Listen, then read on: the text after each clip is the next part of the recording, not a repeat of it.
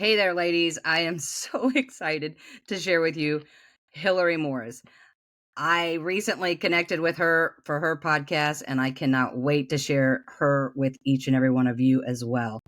She is a wife, a mother of four, a former teacher. Roughly 6 years ago, God called her to do, as He's called all of us to do, and that's to step out of the boat and trust Him to follow the dream. He placed on her heart to help women discover and overcome limiting thought patterns and identify the next right step to embrace the fullness of who God created them to be. Now she is coaching women toward their kingdom calling. She hosts the Firestarter podcast, and her first book, Becoming Unstoppable Woman of Faith, is launching in August. First, let me say, Hilary, I loved your bio. And I typically, when I get a bio, I rewrite it to sound like me, right? I didn't Right. have to touch your bio because it sounded like me. And even more so, even more so, I loved how you literally, the way you described your bio was of a servant's heart. You spoke first of everything else, and then you talked about yourself, if you know what I mean. Like you touched on other things, as opposed to being like, these are the things that I do, and then these are the things that come with me. So I Mm-hmm. loved that about your bio. And I wanted to share with everybody literally a thought that came to my mind as I was preparing for our time together. And that was how much you and I connected on your podcast and how much I enjoyed it, and how I started envisioning you and I being like Will Ferrell and John C. Reilly in Step Brothers. Like, are you with me? Okay, Yes, so, I'm with you. I'm with you. and I'm like, you could answer my questions and I could answer your questions just on point, like really well. And I'm thinking, oh my gosh, did we just become best friends? Yup. I Yes, was like so excited. I was we so did. excited. I was like, oh my gosh, I have a new best friend. That is exactly how I felt after having you on Firestarters. I got done. My husband was like, "How did it go today?" And I was like, "I think I just met one of my future best friends. Is that weird?" He was like, "You? No, it's not weird." I was like, "If you met her you though, know, you would be with listen. me." You'd be like, "Yes." Well, I'm so glad. I mean, I feel like we really connected, and I can see how if people are listening to me, they would want to listen to you, if that makes sense. It Like, does. because we have a very similar vibe, and we're really on point as far as connecting. So I am so excited to see what God has in store for this podcast. So let's get into that. Okay. Um, Obviously, my podcast is dedicated to supporting Christian women who desire a deeper connection to Christ. We share with the listeners how you can possibly help them move just even a step closer to a deeper relationship with Christ. Yes, I absolutely love this question. When you sent them to me, I was like, yes, this is my favorite subject. This is what I coach women on. This is what I spend the majority of my time doing, is having these conversations. And when I go back to when my journey started, I became a believer in Christ later in life, late 20s. I was a little stubborn. I was Saul before he became Paul. I just felt Sure. so sorry for Christians. And so I had a lot to learn. And I got very stuck in information gathering. And the thing about a Mhm. relationship with Christ is it's it cannot just be that. At some point, faith is an action, right? It's something that you do. Mhm. And so there came a point in my information gathering where I realized, and I say it in my podcast, there are times where God calls you to step out of the boat and to start experiencing your relationship with Him. I could tell you the attributes of God, but I had not experienced them because I lived life so just within my own security. I was really controlling, and had that scarcity mindset in life. Naturally so. I didn't have faith before. I didn't know my creator had my back. So I think that's the biggest thing is when I'm talking with women and sharing, my experience with them and really asking them, what they need and where they need it in their life. I would say first is, do you have that quiet time where you're listening to him, not just speaking to him, but really listening to him? And then whenever you have that quiet time, are you acting on it? Or is it just something you're checking off the, box and putting it to the side, and then you go about your day and Mm-hmm. he's back there like in a box somewhere. So actually stepping out of the boat, you've got to do it. Yep. Yep. I agree 100%. There's no question to that. One of the things that you showed interest in sharing was, the concept of getting out of our messes. Many women get caught up in those messes. How can we overcome those tendencies to not be so self-absorbed and start looking towards serving other people through our connections? Right. That is such a great question. Such a great question, because our natural tendency is protection. And Mm-hmm. I see Mm-hmm. it. I coach clients. I'm a Christian life coach. I'm also a health coach. So I see it even in physical Mm-hmm. health. There is this desire to diet in the dark or go through your health journey. Just, nobody needs to know what I'm doing, because what if I fail? But Sure. oftentimes that keeps you locked in to your cycle, keeps you locked in, versus Mm-hmm. doing something that doesn't seem natural. But you see it in the way Christ interacts with his disciples, or even anybody he talks to in God's word in the New Testament. I love that Jesus usually like announces a person or describes a person by their faults or their shortcomings. The tax collector or the woman at the well. Yes, you've had many husbands, and the one you're with right now isn't him. So he leads with junk, not that we need to glorify it, but he does call us out for where we are. And I think if we can be willing to show that side, maybe we don't have to lead with it. I'm extroverted, so I just put my junk out there.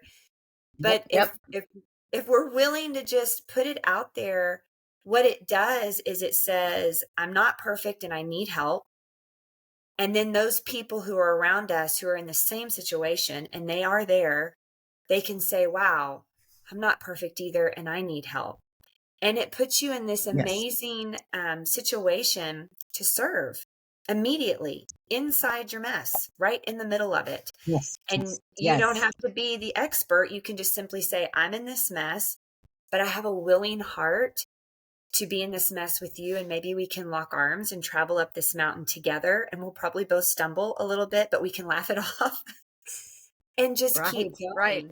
Right. So the Yes. desire to hide it and not be vulnerable doesn't serve us well. I have found the opposite to be true, to share, I agree. really. Yes, I agree 100%. I think that the locking of arms is such a great visual to give people too, because I think so frequently as women, we think that we are required to do it all on our own. Like we have, like, because we've been conditioned over our lifetime to feel like, I mean, me personally, I don't know that all women are in this category, but I'm in that category. Mm-hmm. And that is that I feel like I don't want, even though I'm a very extroverted person and I share my vulnerability freely, there's still parts of me that I keep very much on lockdown, and I think we all do. But I think I was conditioned at a young age, you're seen, not heard. Mm-hmm. So when you have that feeling of like I have solidarity with someone else, it helps to feel like you're not, number one, not alone, and number two, that you have this understanding of having this closeness with someone else that helps you to feel like you can get through whatever this life throws at you, not only with Jesus, which is our key source, but with other people alongside of you. That it is, to me, it's become a deep understanding of how crucial that is through this experience. So I wholeheartedly agree with you on that one. You said something that made me think about Please. um, just the greatest commandment. When the guy Hmm. asked Jesus, what's the greatest commandment? He said, love the Lord your God and love your neighbor as yourself. It is Hmm. it is very hard to love your neighbor as yourself when you don't know how to love yourself. And this is going to kind of seem Right. cyclical. That's one thing I've learned is, especially as women. I mean, I don't want to make general statements, but I'm going to. Yeah. Yeah. Generally, Right. women struggle to love Right. themselves. And so it's very hard to love others with boundaries. A lot of times Mm-hmm. for us, it looks like this bending over backwards, not having boundaries, and it's an unhealthy service. And so you hear a lot of women say things like, well, I couldn't possibly do that. I need to focus on myself right now, or I'm really having a hard time doing all of it. So we think we have to be everyone's hero. What I Mm-hmm. found is if you can really get to know the Lord and who he is and plug into that, you begin to see the way he loves you. And those boundaries, those healthy boundaries start to form within who his character is and the way he interacts with us. And then when he calls us to serve, as he does, I mean, he's made us for relationship, he's made us for service. When we go out to serve with those healthy boundaries, with an idea of who he is and how he's designed us, what ends up happening is it comes back and you begin, that's how you really learn to love yourself, is by Yes. going out and serving others, but serving them the way God calls us to, not in a martyr victim way, which I used to be a Right. queen of, Right. or it's like by default, Yeah. but really how he Sure. asks us to do that. And then when we just build integrity with ourselves, that is what I found. Serving others within those boundaries has helped me build integrity with myself and realize that I'm worth that love. And so it's amazing how I have noticed the Lord has designed it to where it all works together, as he says, Mm-hmm. for his glory and the goodness of others. Spot on. I could listen to that phrase, all of what you just said, like repeatedly. It was so good. That was perfect. Something you brought up that I wanted to ask you about, and I'm excited about this particular topic. And it was a phrase that's really super near and dear to my heart in our initial discussion, and that was getting your house in order. Mm. And I am going to share a little bit about a story that took place for me in my life. And when I decided I was going to write a book, God says write a book. I went to my pastor at the time and I said, I believe God's got me on a stage. I'm supposed to be doing this. And I'm like, yeah, this is it. And he just looked at me like I was nuts. He's like, girl, your house is a mess. And he's like, you need to get your house in order before you ever decide to step out. And part of my transition into being a speaker and a podcaster and an author was all part of that process. Though I jokingly say it took me forever to get there to actually writing it. Part of it was me being conditioned by God and me going through those places where I needed to get my house in order, so much that I actually have this book. It's called I better read it. My Heart's Christ Home. Have you read this? You have No. got to get this. It's a little Okay. 45-page book. It's so cool. So that was what my pastor had said, go read that. So I get back and I'm like thinking, okay, I got to get my house in order. So I need to clean out my closet, right? That's what he means by that, right? Realizing that was, I mean, I had a lot. I had quite the mess, and that's for a whole nother podcast. But this particular thought process was huge for me, and really inspired me to move into getting myself mentally and spiritually prepared to be able to serve effectively. I'd really like to kind of just break your theory of this down, but let me ask this: how can women identify negative thought patterns that might be hindering them from serving others by pursuing their God-given purpose? Because I just feel like there's so much that can be unpacked in bringing yourself to a place where you are servable. Like you can't just jump right in Hmm. like you think you can. It'd be great, but you're gonna see a lot of struggles when you go that route. And you're not going to be really fulfilling the kingdom of God unless you are prepared to be in that servanthood role. Yes. This is such a packed question. And you're right. This could be like an entire year of podcasts, honestly. The biggest, the biggest lie I think that we live out, women for sure, is that we can charge forward and do all the things culturally that is expected of us without seeking God's counsel and comfort and wisdom first. When we just kind of step into social cultural norms, right? Like you could, I could paint the picture of a soccer mom. Why? Because I've sort of become her. And I've become exactly who I said I never would, Trisha. Like all the women Sure, I made fun of, sure. that is who I am today, right? Running the kids around. It's horrible. Sure, The Lord is just laughing. He's like, sure. you made fun of them, and now you Yeah. are one of them. Yeah, you're one of But them. Yep, yep. I stepped into education. I taught for 20 years. And just as a teacher, as an educator, you're going to join the committees. You're going to go to the PTA meetings. You're going to want to plan all the lessons and be at the forefront of everything, plus parent your own kids.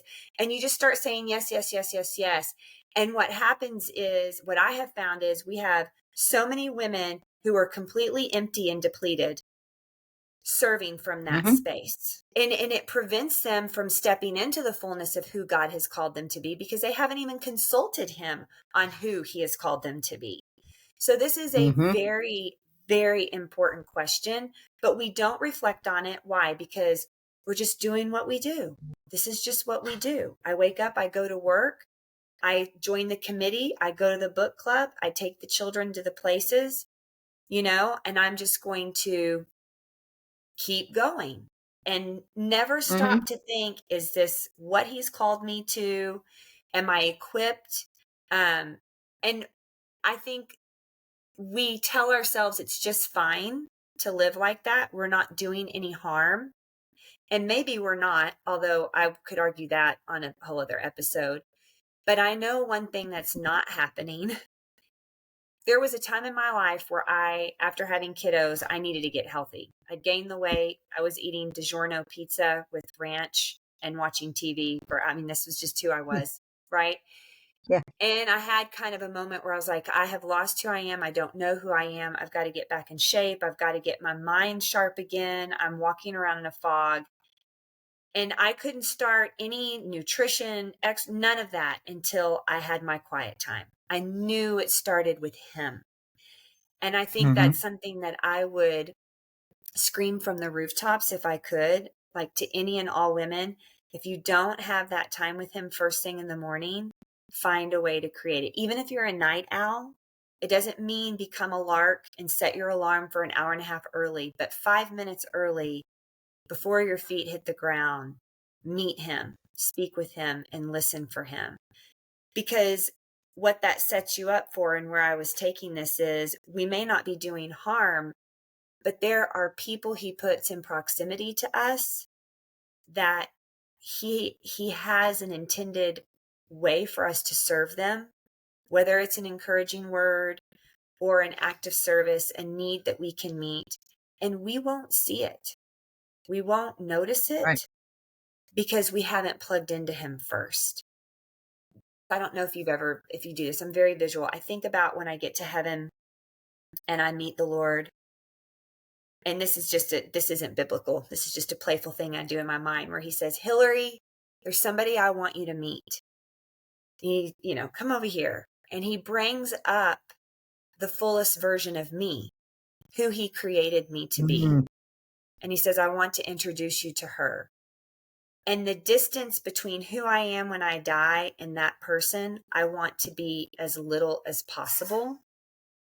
And Sure. that's why getting your house in order, getting your heart in order, and plugging into him in a dependent way is so, so important, because that is how you're going to grow into the fullness of who he created you to be and be able to Mm-hmm. serve at that high, high level. I think so many women believe they are serving at a high level. They are busy and they'll say, oh, I'm so busy. And my question to Mm-hmm. them is, but can you say I'm fruitful? Right. That's the marker. Yeah. Right. Well, and I think a lot of times that, when you use those words, and a lot of it's negatives, we spend a lot of time in, I'm so busy and I Mhm. have to serve, Mhm. instead of I get to serve. I'm I'm fruitful, not busy. I mean, there's ways to Yes. retrain our thinking on top of it, all of it, because it ultimately boils down to having this purpose for God, right? So we want to make sure that how we are serving is the kind of serving that you visually see yourself when you're in heaven, that person and I love that. Just for the record, I am also I would call it a creative mind.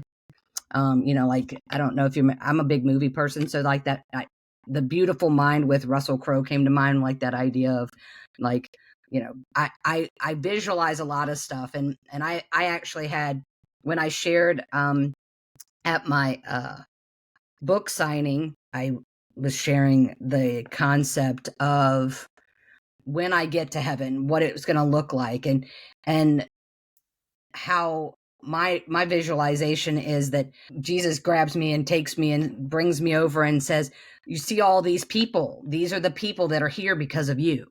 Because Oh. we don't really have any concept, right, Mhm. Mhm. of how many people we affect in our Right. walk.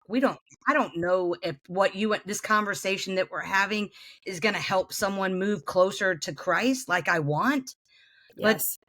that's not what it's about. I don't have to worry about that. I want to know that what I'm doing is what God's called me to do and my purpose. So when I get to heaven, I get that reward of either seeing how close I am to the person he expected me to be, or I get that reward of seeing the people that I've affected. So I mean, I think that's basically, you know, always going to be the motivation, what it's going to look like when we get to heaven, right? I mean, to me, I don't know what that's going to look like. I want to bring as much of heaven here to earth as Yeah. possible through my service. Something you just said sparked a thought. You talked about motivation. That is the motivation. That is the motivation for you Mhm. and I. Now, Yes. Yes. I have to confess though, um, it in the beginning it wasn't my motivation. There are habits of thinking that we possess that give us thrills and excitement that are unhealthy habits of thinking. We have unhealthy patterns of thought that drive our Yeah. behavior. Martyrism Mhm. is one of them. Hanging ourselves up on the Yes. cross, like, oh, I'm so busy, or listing, look at all of these things I'm doing. I used to get a Yeah. rise out of that. I used to get, and I loved the reaction Oh, from other women of, oh, yeah. that's a lot. Oh, Yeah, you're so busy. you, Oh, I'm so yes, impressed. yes, Right? I'm so Yes. impressed. You have 4 kids and you work full time and oh, wow. And it's a living, I heard it said once, that Satan rarely tempts any one of us, right? Because he's not omnipresent. He can't be everywhere all the time. And he probably has bigger fish to fry. Not as important as maybe the president of the United States, perhaps, as far as influence. It is most likely our own flesh most of the time, but we'd really rather it be Satan's Agreed. fault. But it's mostly our flesh or the world, in those pressures. And I very much lived under that motivation for a long time, Trisha. I loved the thrill I got, or even dramatic relationships, starting up drama between people. That's never been my thing, but I've watched others and I've noticed it's not that they want to stay in this cycle, but there is an exhilaration they have learned to get from it. Like I got an exhilaration from that, you know, oh, I'm so amazed by you and how busy you are. Sure. Sure. Yeah, and it's the wrong motivation. It is a fleshiness. So one of the things that we have to do to battle that, you were talking about how do we battle those negative thoughts or even those old negative patterns of thinking that lead to poor behavior. It's not focusing so much on them and getting rid of them, but I would say replacing them. And you said it. You talked about what your motivation is today. And I think Mhm. if we can plug into that, this is a lot of what I do with my clients, helping them plug into loving the Lord, their God, with all of their heart, soul, and mind, and loving their neighbor as herself. When Yes. their love for the Lord grows, their love for others grows, and that motivation replaces other motivations. So that's the biggest weapon I think that we can put on. It's crazy, but it's love.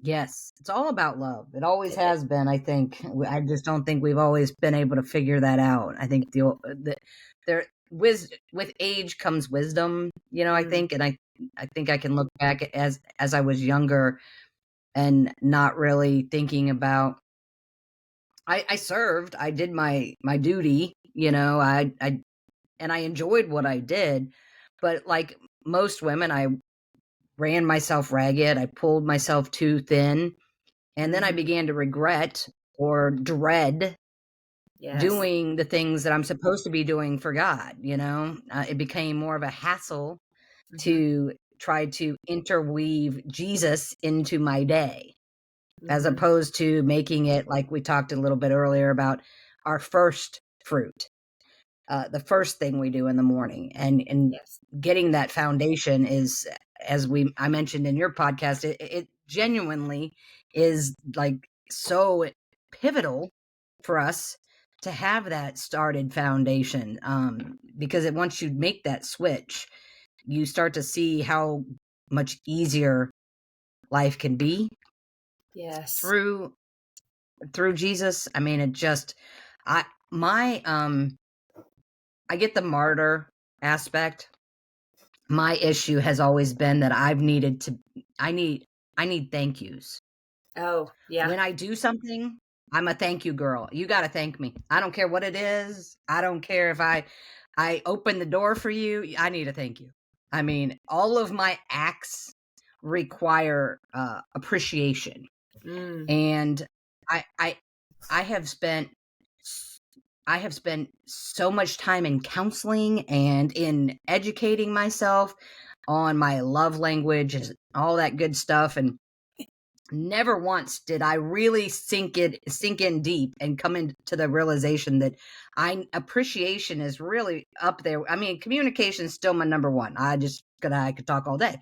But number two, honest to goodness, I'm starting to realize is really I need appreciation for stuff. And how much time I spend dwelling on that mm, um can become very consuming. Like I will literally get angry mm-hmm. at someone, and because they have not showed me the Gratitude. gratitude that I felt like I deserved.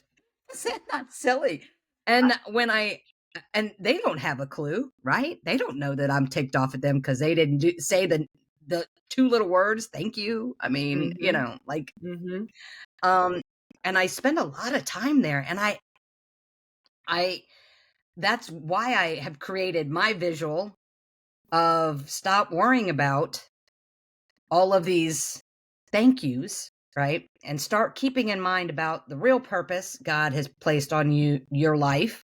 And that Mm-hmm. is serving Him and being that beacon of light and supporting other people and women in particular to come to Christ and have that deeper relationship, so that when you get to heaven, because that's where the real Mm-hmm. prize of life comes from, that you see everything that you were fortunate enough to be a part of. So Yeah. that's how I've altered my mindset, but man, that is a hard thing to do. It's very It's hard. so hard. It Yeah. really does take a lot, and it's not something that happens overnight. And I think so many times people think, oh, what's the quick fix? How do I get to God quickly? How do I get that deeper connection quickly? And it's Mm-mm. not something that can happen overnight. It genuinely has to be something that you put the work in on a daily basis, Yes. you know? Yes. Yeah. All right. So, anybody listening new to the podcast, you might not know this, but each episode there is a purchasable pair of socks that you can receive from this episode. So, last fun question, Hilary. What Bible verse will be on your episode socks and why?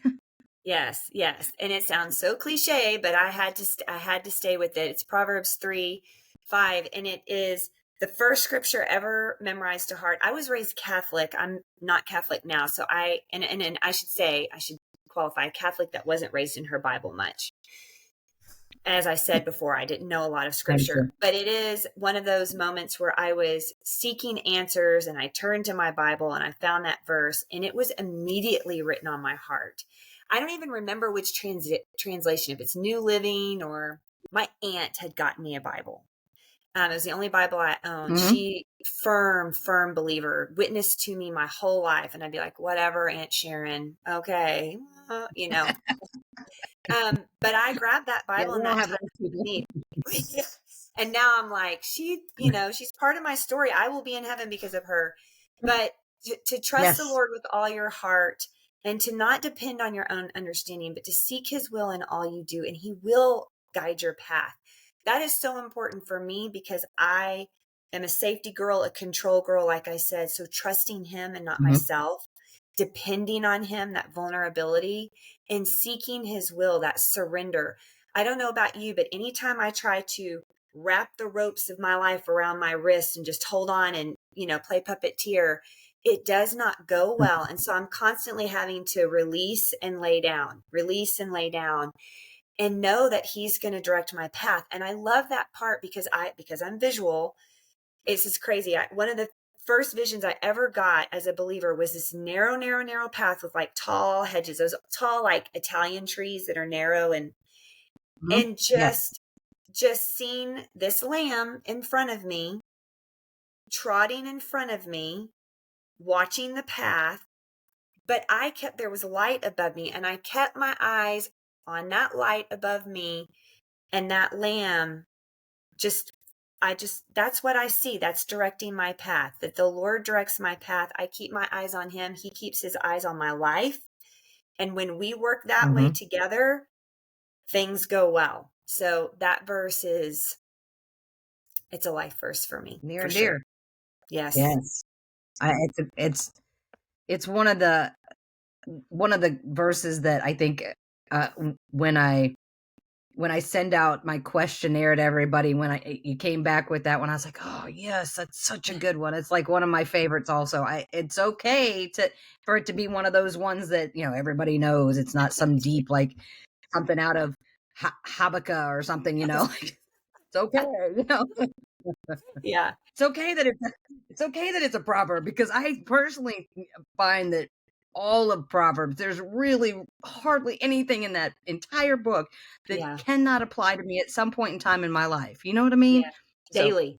love it. Daily. Absolutely. Absolutely. Well, if you would share with the listeners how they can get a hold of you and what you offer, that would be awesome. Yes. They can find me at hillarymorris.net. And I do have a book coming out August 27th, Becoming an Unstoppable Woman of Faith. I'm in the middle of writing that. That's an adventure. You've already written books. I should probably be calling you up. Like, what do you do when you just sit there for 30 Oh minutes? man. It's awful. Like, Lord, help me. I understand. I I am a hear you. Christian life coach and I am also a health coach. So that's how I help clients. I do work with some men in the health coaching realm, but really, truly, I coach women. They're my people. Yeah. Yeah, I And feel of you course, on I'm the on people part. Facebook and Instagram. On Instagram, I'm Hilary Fit and Faithful. On Facebook, Hilary Morris. So that's where you can find me. Sounds good. Yeah. I'll make sure everybody gets all your details in the show notes. Thank you so much for socking it to them, Hillary. I had such a blast talking with you today. I always have fun with you, Trisha. More to come, right? Yes, for sure. Please promise me we'll get to do this again. Oh my God, Yes. please. More to come. More to come. All right. Sounds good.